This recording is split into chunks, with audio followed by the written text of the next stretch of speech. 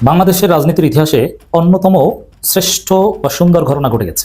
এর মানে তুমুল সম্ভাবনা তৈরি হয়েছে। হ্যাঁ, এই সম্ভাবনাটাকে সত্যিকার অর্থেই কাজে লাগাতে আগে আরেকটা সুসংবাদ দিয়ে আনে। এখন এই যে সিদ্ধান্তটা, এটা সে মেনে নিতে পারবে না যে আমাদের ছাড়া কোনো সিদ্ধান্ত গ্রহণ করা হবে। ঘটে কিছু থাকতে হয়, ঘটে কিছু থাকতে হয়। আর চাওয়ালার আর নোবেলালারও তো একটা তফাৎ থাকতে হবে এই পৃথিবীতে। হায় হায়, আল্লাহ যদি ইউনূস সরকারকে না আনতো কবে তো লয়ে যেতেন যে আপনারা। কারণ আপনাদের হারা হুতার দেখা মনে হয় যে আপনাদের অঙ্গরাজ্য হারায় ফেলাইছেন। কলকাতার সাথে একটা অঙ্গরাজ্য বাংলাদেশ, ওইটা হারায় ফেলাইছেন। খেলা ফাইনাল। দুঃসংবাদ আওয়ামী লীগের জন্য এবং ভারতের জন্য। খেলা শেষ। অনেক চেষ্টা করেছেন, অনেকভাবে বাংলাদেশের বিরুদ্ধে অপপ্রচার চালানোর পরেও খেলা কিন্তু শেষ। It's a great news for Bangladesh and it's a bad news for Awami League. এক স্টারলিংক দিয়ে ডক্টর মোহাম্মদ ইউনূস কানেক্ট হয়ে গেছে আমেরিকার সাথে, ট্রাম্পের সঙ্গে, ইলন মাস্কের সঙ্গে। ডক্টর ইউনূসের এই বুদ্ধিমত্তায় স্টারলিংক থেকে একেবারে বিচ্ছিন্ন হয়ে গেছে অথবা আউট হয়ে গেছেন নরেন্দ্র মোদী। জাতীয় নির্বাচনের আগে স্থানীয় সরকারের নির্বাচন হবে না, মানে হবে না, চাই না, হওয়া উচিত না, এগুলি না, কিন্তু হবে না। কেন হবে না? লজিকটা কি? তার মানে আপনাদের মতলব হলো সবগুলিতে আপনারা আপনাদের লোককে গায়ের জোরে হোক, ছলে বলে কৌশলে নির্বাচিত করে নিয়ে আসবেন। নরেন্দ্র মোদী ভাবছিল যে এক ঢিলে দুই পাখি মারা, কিন্তু দুটোই পানিতে গেল। নরেন্দ্র মোদী কিন্তু ফাটা বাসে আটকে গেল। কিভাবে আটকে গেল? এবং মোদী কিন্তু অনেকটা কাচুমাচ করে বাধ্য হয়েছে। ভারতে খুলে ফেলছেন নরেন্দ্র মোদীর ধুতি। ডক্টর ইউনূসের আকর্ষণীয়, চাঞ্চল্যকর, শুধুমাত্র ডক্টর মোহাম্মদ ইউনূসের পলিসির কাছে নরেন্দ্র মোদী এখন টালমাল হয়ে গিয়েছেন। আসসালামু আলাইকুম প্রিয় দর্শক, বাংলাদেশের বর্তমান রাজনৈতিক প্রেক্ষাপট বা রাজনৈতিক পরিস্থিতির উপর বিশ্লেষণ করে আপনাদের সামনে কিছু গুরুত্বপূর্ণ ভিডিও ফুটেজ নিয়ে হাজির হয়েছি। এমনকি দর্শক, আমি আশা করছি ভিডিওর শুরুটা দেখেই সবাই বুঝতে পেরেছেন আজকের নিউজটি কতটা গুরুত্বপূর্ণ। তো প্রিয় দর্শক, আমি আর বেশি কথা বাড়াতে চাই না, চলুন দেখে আসি আজকের সেই কাঙ্ক্ষিত ভিডিওগুলো। তবে তার আগে বলি, যারা এখনও চ্যানেলটি সাবস্ক্রাইব করেননি তারা সাবস্ক্রাইব করে পাশে থাকা বেল আইকনটি বাজিয়ে দেবেন। আর যারা ইতিমধ্যে সাবস্ক্রাইব করে রেখেছেন তাদেরকে অসংখ্য ধন্যবাদ। তো চলুন দর্শক, আমরা একটা লাইক দিয়ে ধারাবাহিকভাবে সকল ভিডিওর বিস্তারিত আলোচনা দেখে আসি। মাস্কের স্টারলিংক, এক স্টারলিংক দিয়ে ডক্টর মোহাম্মদ ইউনূস কানেক্ট হয়ে গেছে আমেরিকার সাথে, ট্রাম্পের সঙ্গে, ইলন মাস্কের সঙ্গে। আর ডক্টর ইউনূসের এই বুদ্ধিমত্তায় স্টারলিংক থেকে একেবারে বিচ্ছিন্ন হয়ে গেছে অথবা আউট হয়ে গেছেন নরেন্দ্র মোদী। আপাতত এটাই মনে হচ্ছে, যার কারণে ভারত ঠিক ব্যাখ্যা দিতে পারছে না। আজকে দেখলাম ভারতীয় গণমাধ্যমগুলোতে এই যে বাংলাদেশ ইস্যুতে তাদের অর্জনটা কি, সেই অর্জনের ব্যাপারে কোনো ব্যাখ্যা বিশ্লেষণ কিচ্ছু নাই।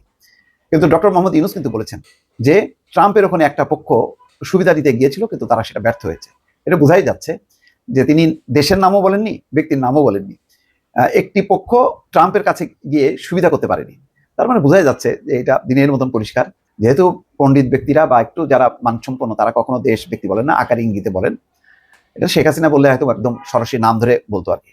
তো ডক্টর মোহাম্মদ ইউনূস সেই সৌজন্যতা রক্ষা করেছেন। এইটার নিয়ে আজকে প্রথম আলোর একটি রিপোর্ট, আর এই স্টারলিংকের যে সেবা, ইন্টারনেট সেবা নিয়ে আলোচনার ব্যাপারে চ্যানেল 24-এর একটা বিস্তারিত আলোচনা দেখছি। যে এই আলোচনায় ডক্টর খলিলুর রহমান, রোহিঙ্গা সংকট এবং অগ্রাধিকার বিষয়ক যেই প্রতিনিধি তিনি ছিলেন, এসডিজি বিষয়ক মুখ্য সমন্বয়ক লামিয়া মোর্শেদ এবং স্পেস এক্স এর পক্ষে ভাইস প্রেসিডেন্ট লরেন ড্রেয়ার ও গ্লোবাল এনগেজমেন্টের অ্যাডভাইজার রিচার্ড গ্রিফিথস সহ উপস্থিত ছিলেন।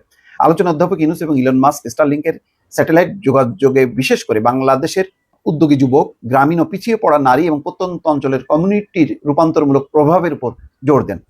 এছাড়া কম খরচে কিভাবে উচ্চগতির ইন্টারনেট সংযোগ বাংলাদেশে শিক্ষা, স্বাস্থ্যসেবা এবং অর্থনৈতিক উন্নয়নে ক্ষমতায়ন অনুন্নত অঞ্চলে এবং এর লাখ লাখ ক্ষুদ্র উদ্যোক্তাকে জাতীয় সীমানার বাইরেও প্রবেশাধিকার দিতে পারে, সে বিষয়ে তারা আলোচনা করেন। ইউনূস বলেছেন, বাংলাদেশের অবকাঠামোগত স্টারলিংকের সংযোগ লাখ লাখ মানুষের জন্য নতুন সুযোগ তৈরি করবে এবং দেশকে বিশ্বব্যাপী ডিজিটাল অর্থনীতিতে আরও ঘনিষ্ঠভাবে সংহত করবে। তিনি বাংলাদেশ এবং বিশ্বের অন্যান্য অঞ্চলে প্রযুক্তি চালিত সামাজিক এবং অর্থনৈতিক প্রবৃদ্ধির পূর্ণ সম্ভাবনা উন্মোচন করতে মাস্কের সঙ্গে কাজ করার আগ্রহ প্রকাশ করেন। প্রধান উপদেষ্টা বলেন, স্টারলিংক হবে গ্রামীণ ব্যাংক এবং গ্রামীণ ফোনের একটি সম্প্রসারণ, যা গ্রামের নারী এবং যুবকদের বিশ্বের সাথে সংযুক্ত করার পথপ্রদর্শক হতে পারে। তারা বিশ্ব নারী এবং শিশু এবং বিশ্ব উদ্যোক্তা হয়ে উঠবে। জবাবে স্টারলিংক দারিদ্র্য বিমোচনে এর বৈশ্বিক প্রভাব স্বীকার করে গ্রামীণ ব্যাংকের ক্ষুদ্র ঋণ মডেলের প্রশংসা করেন।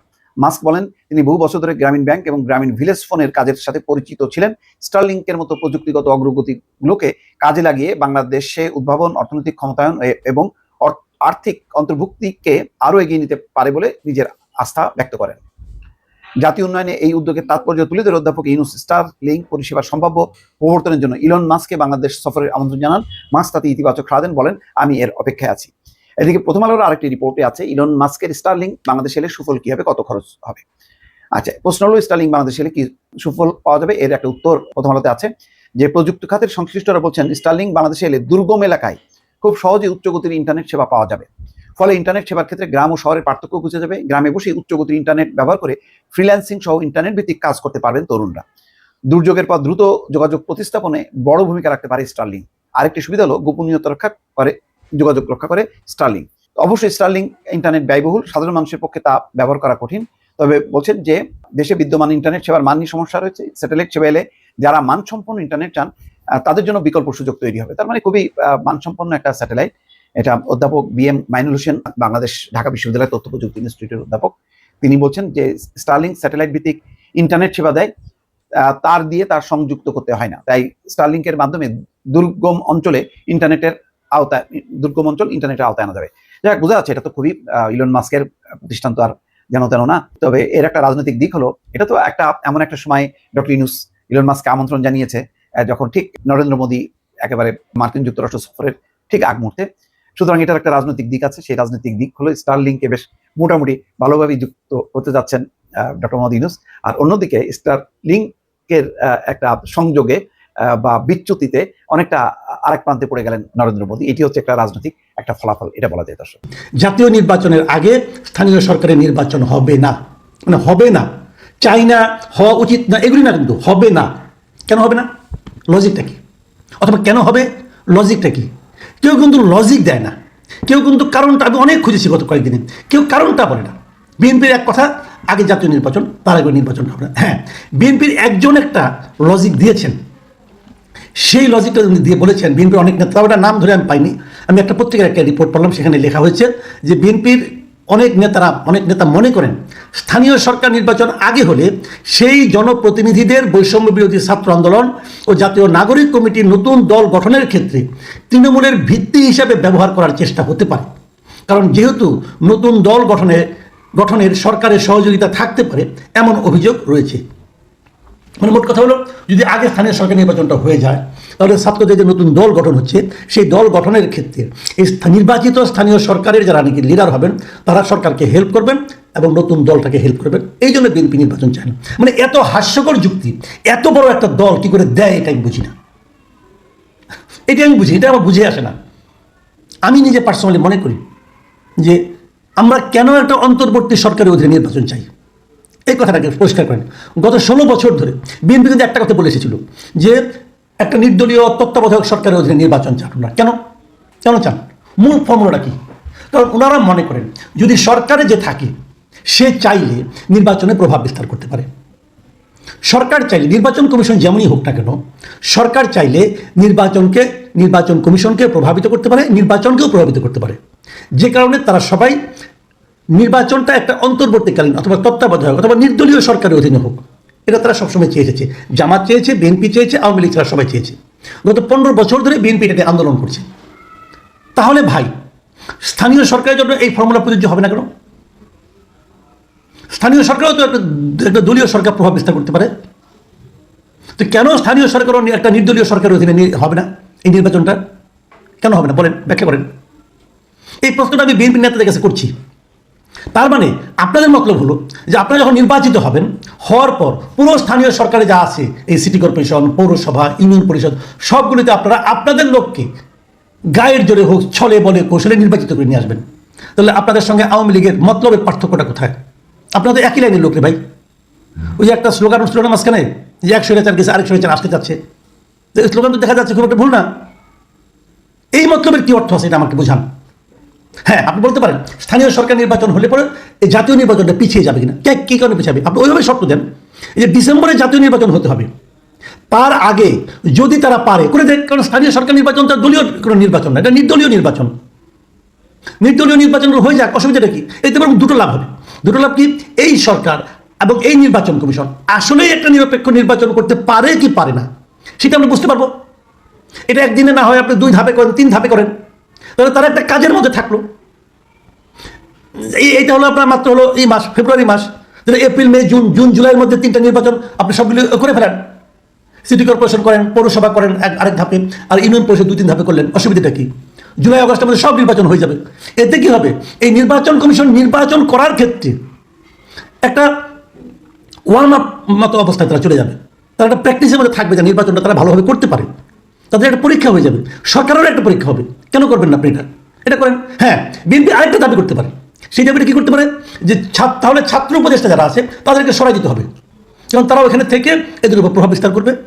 বিশেষ করে এলজিআরডি মিনিস্ট্রিতে যে একটা ছাত্র প্রতিনিধি আছে তাকে তো সরাইতেই হবে, কারণ উনি যদি এলজিআরডি মিনিস্ট্রিতে থাকেন তাহলে তার আন্ডারেই তো সবগুলো স্থানীয় সরকার, কাজে ওটাকে সরাইতে হবে, ওনাকে চেঞ্জ করতে হবে। ওই যে ওনার বাবা যে বাহাদুরি করে বলে মুরাদ করে যায় যে সবচেয়ে বড় মন্ত্রণালয় আমার ছেলের হাতে, এটা বলা বন্ধ করতে হবে ভাই। অলরেডি বলা শুরু হয়ে গেছে, এটা বন্ধ করতে হবে। এটা বন্ধ করে দেন।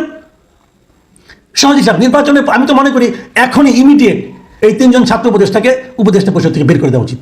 এই ডক্টর ইউনূসের উচিত এটা, যদি ছাত্ররা দল করে। আর যদি ছাত্ররা দল না করে থাকুক, আরও 10 টাকা আনেন, আমার কোনো আপত্তি নাই। কিন্তু দল করবেন আবার এখানে বসে নিয়ে কলকাঠি নাড়বেন, আর আপনি বাপ যে বলবো যে আমার পুরা এখানে মসজিদে 10 লাখ টাকা দিছে, অমুক করছে তমুক করছে, আমার পুরা যদি ভোট করে ভোট দিবেন, এই সমস্ত ভাই আমরা এই দেশের লোক শুনতে রাজি না। আপনি যেই হন না কেন রাজি না, এইটাকে মাথায় রাখতে হবে।